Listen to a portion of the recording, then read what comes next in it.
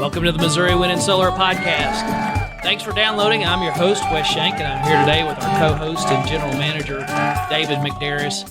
Each week, we review the latest, greatest happenings in wind and solar and how they'll impact your alternative energy projects. If you'd like more information about anything you hear on the podcast, check out our online education resources at windandsolar.com, including links to over 300 YouTube videos and 112 plus podcasts that you and I have done. Well, mostly me. You're just kind of along for the ride. If you want to, you can always reach out to our Seymour-based sales team at 417-708-5359. Ask them any questions. You can email them too at sales@windandsolar.com. And if you really want to get in depth, come and have lunch with David and Subway at our hands-on workshop in Seymour. We've got a free workshop, and then we've got the 2-day super duper class. You can get details on all of this at our website, windandsolar.com. You can also join our newsletter there and be able to get all kinds of little goodies in your inbox. So, David, let's talk about, we don't get into coming features very often, but we're going to talk about one today that we've got imminent and kind of bring that into a full just discussion on all-in-one units. Right. And we've sold a few of those for years, and we're going to actually add to that. But we want to just talk about that upcoming unit and just some pros and cons on the all-in-one board. So to begin with, let's just talk about what's an all-in-one system. So an all-in-one system is an inverter and a charger. And when I say that, I don't mean just like the AIMS used to are still manufactured what they call Pico. We call it the Pico Golf series, right? And it was an inverter charger. Well, what it had to do for the charging, though, was take external AC power. Okay, So, all right. Let's dumb it down even more. Okay. When we're inverting what? When we're inverting, we're changing DC power to AC power. So batteries. So taking battery voltage and changing it into 110 or 220 volt And then we're power. charging from? On the Pico Golf, we're charging from an AC source, so a generator and or the actual electric grid. You could actually charge your batteries with the electric grid. Okay. But mostly what we're talking about when we're talking about charging, are we not, wind and solar? Correct. So the all-in-one units, going back to, we have these new ones on the market. The all-in-one units are actually able to take PV voltage directly into the unit and actually do the charging with that PV voltage. So there's no external charge controller needed. The charge controller is actually built in. So if you're using one of these, you basically have three components, right? You've got a source, which is, again, solar panels or a wind turbine. Right. You've got batteries, which is the storage. And then you've got this unit that basically then figures it all out from there. Correct. Right? That is correct. And our current top leader is, I'm assuming, what I've got in my house, which is a Solar. Solark, yeah. They're one of the industry leaders right now. What's so much different about them versus just the traditional system is just that ability that is built all into one deal, and the voltage input ranges. Like the Solark can handle up to 600 volt input. You can run your panels in a high voltage string, reducing the amount of wire needed, make it an easier installation. And then also the ability, it has multiple inputs in the actual unit, and they can actually charge back to that voltage of battery bank that you're wanting to do. And it does it in an MPPT style format. So there again, that word MPPT keeps coming up, and that means it's looking at that battery bank and making sure that it's giving it optimal charging efficiency on that battery bank. And I know the Solark, we've talked about it many times on the podcast and YouTube videos. The Solark can take in solar panels. It can take in grid. It can take in generator. Yeah. Onto that battery bank, you can actually add our wind turbine. You just go through that battery bank and usually you're going to use a lithium battery combiner box. And on that, you can actually add the wind turbine to that to charge. And then from that battery bank, it will actually send power back into that Solark unit. That's what the all-in-one units do. Now, the downside to the Solark, if there's a downside, it's not cheap. It's not cheap. The 15Ks, which I've got in my house, $8,250. $8,250. And so that's where we have been working, and we've had several different models that we've gone through, but we've really settled on our SkyMax Stratus 3, right? Correct. And this is a new unit that we'll be offering hoping Very soon. I hope by the end of June that we've got.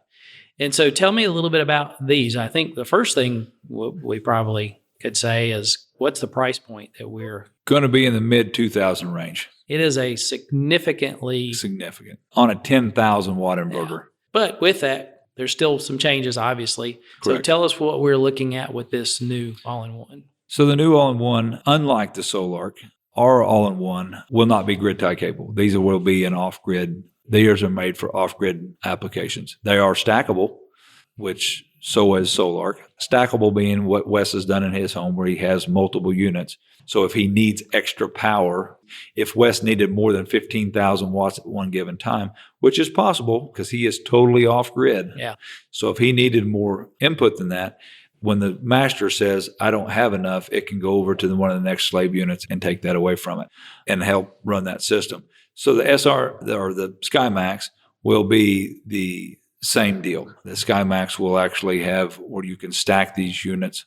I think you can stack up to 8 of them, if I remember. Yeah, okay. So yeah, you can get just tons and tons of power off these.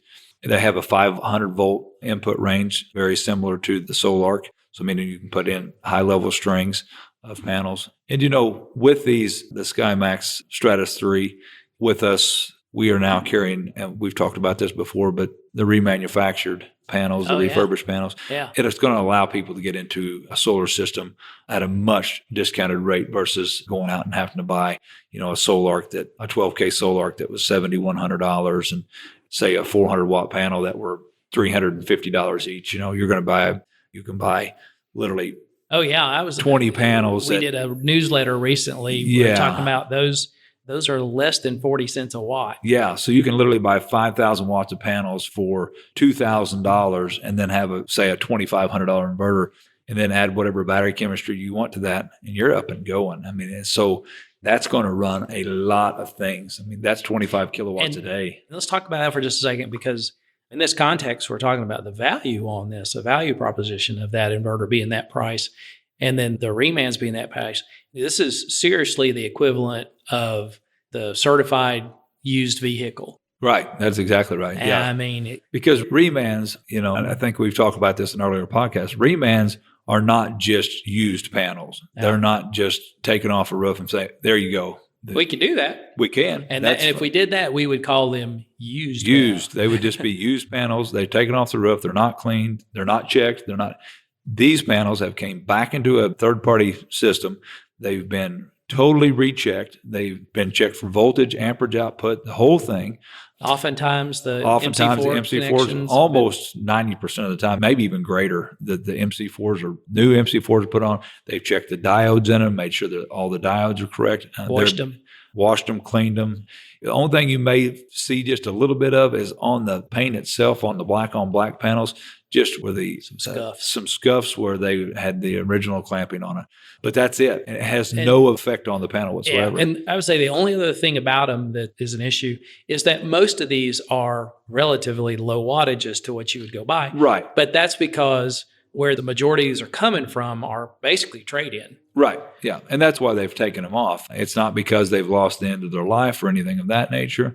That's just not what it is. It's just a lot of these facilities that have taken them off, they only had a certain amount of space that they could take up. Well, with these newer panels, these 450 and 500 watt panels, they're taking up about the same space, yet they can increase, they can almost double what their output was. So that's exactly what happened. That's why these are being taken off like they are. So anyway, that got off topic just a bit. No, but we've been looking, what is a way that we can get people entry into solar? That opens up a whole new market to people that always wanted to do it, but the cost factor just wasn't there. Yeah, out at my house, we've only got 20 acres. And we could run on Seymour. Where I was going with that is I don't need a brand new tractor out there. Right. A used tractor, a used bush hog, a used rock rake, all that. Shoot, yeah, man. Like you and Trevor, who actually have real farms.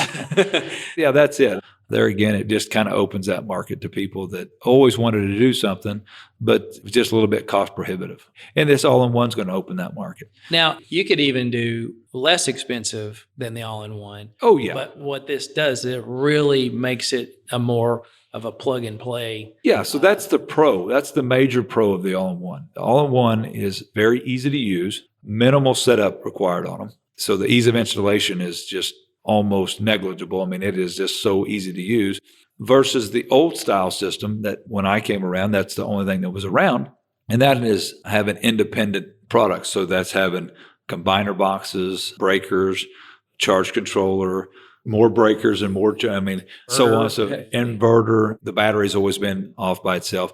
But what that also does is in that old style system, it does allow you to change and take out and maneuver any of those parts that you want. Right. So you may have started out with a 6,000 watt inverter, 48 volt. You may have started out with just a few panels because you're just running a big heavy load just every now and then. And then you said, wait a minute, I want to really grow. At that point, your inverter's still good. Your batteries are still good. You can still just add to that. But you might be able to take out that combiner box or add another combiner box to that, add another charge controller to that. And so you can add on, and so you're not limited out to what you can do. Where's the all-in-one? It's just a one shot. I would bet money right now, the dollar proposition on that from what you spent. I just happened to make a quote the other day, and it was just almost dead even. That was using a 4,000 watt inverter versus the new Stratus 3's 10,000 watt capability. Yeah. So really it wasn't apple to apple. It was not 1-to-1. It was 1 to 1.25. And then the other thing I was just thinking as you were talking about that is we know in anything we do, I mean, whether it's having employees check their email versus running power through a building, the less points of failure that you have in any environment is always better. Yeah, because every time that you have a point of contact, and when I say point of contact, that's where a wire is being tightened down into a breaker, tightened down onto a lug. I know you've said in the class all the time, the number one troubleshooting we start with is loose connections. Is a loose connection. Yeah, that's just it. So yes, that is 100% the deal there. So the pros of the all-in-one, ease of installation, minimal contact points.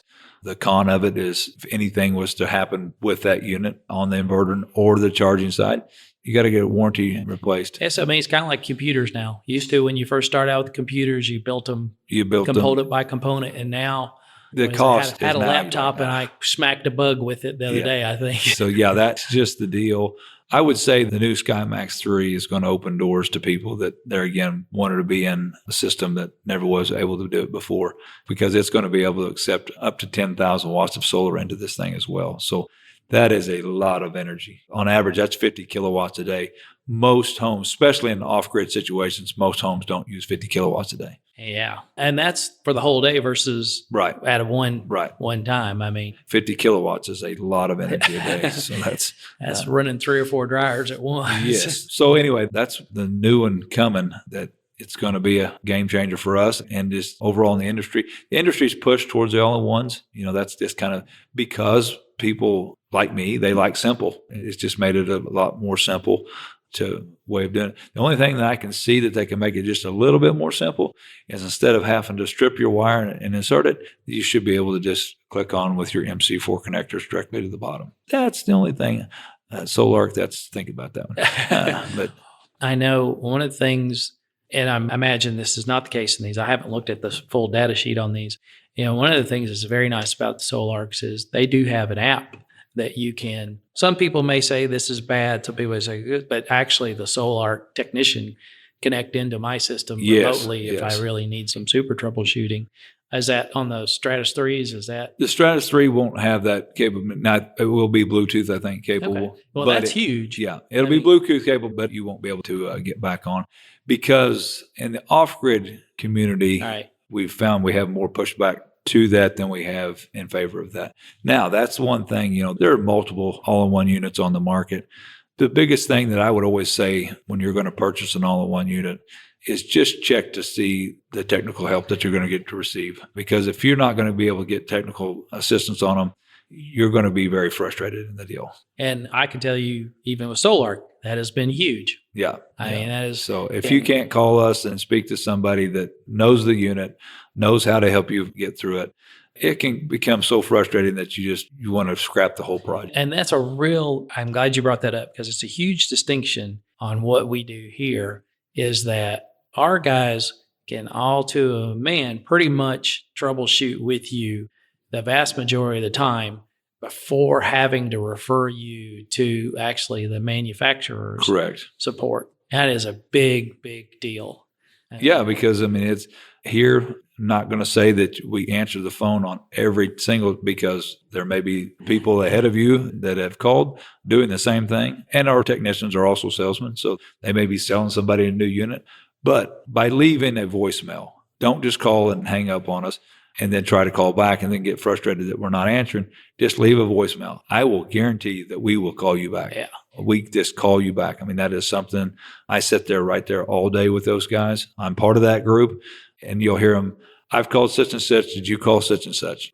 And that happens. Since we are a brick and mortar store, there'll be times that there's 3 or 4 people in the store at one time. So everybody's out on the floor trying to help. Yeah. I mean, I always like compare us to like O'Reilly's or the auto parts. I mean, I love that. Usually you can walk in there and just tell the guy what I'm doing. Yeah. And he's able to help me immediately. And so that's kind of what we are here too. And so don't get frustrated with us. Just give us the chance. Just say your name, say your phone number, and just say, call me back. You don't even have to tell us what it's about. Just call me back and we'll give you a call. So, okay. All right. Well, look for those in the coming months. I think we're going to have a really good response to that, especially with the reman panels that we've got coming in. And I think we'll get some folks to be able to start a project in a good, cost-effective way for them. Yep. All right. Anything else? That's it. All right. Thanks for checking our podcast out. Thank you for downloading and listening to the podcast today. If you have a question you'd like to hear us discuss on the podcast, or just want to say hello, email us at radio@windandsolar.com. As always, check out our store at windandsolar.com and buy some stuff. Your financial support underwrites our educational outreach, like the podcast, YouTube channel, and local STEM collaboration. It also keeps Lucy and her doggy chicken treats. Thanks again for listening.